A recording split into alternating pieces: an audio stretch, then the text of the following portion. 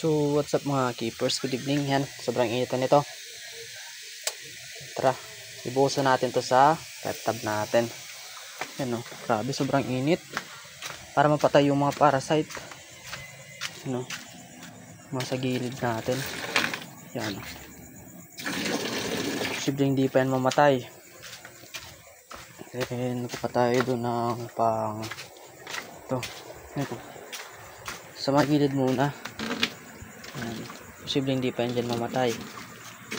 Mga ankle worm na yan. Ano?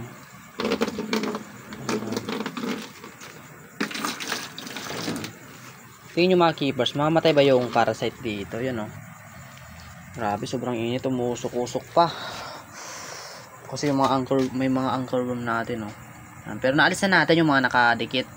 Then nilagyan na natin to ng asin dito. Sobrang daming asin. Yan o. Yan, ito yung mga fry. Kaya yan, kuha muna tayo ng pang ito para yung nasa ilalim is mabuhusan natin. Yan, hindi natin videohan kasi yung hirap, isang kamay lang kasi gamit natin. Kaya kuha tayo ng tasa, then buhusan natin yung dun sa gilid para lahat yan nabuhusan. Then yan, init ulit tayo. Buhusan lang ng buhusan natin para mawala yung parasite. Kaya yan, comment kayo mga keepers kung effective ba itong mainit na tubig na gagawin natin. Kaya yan o.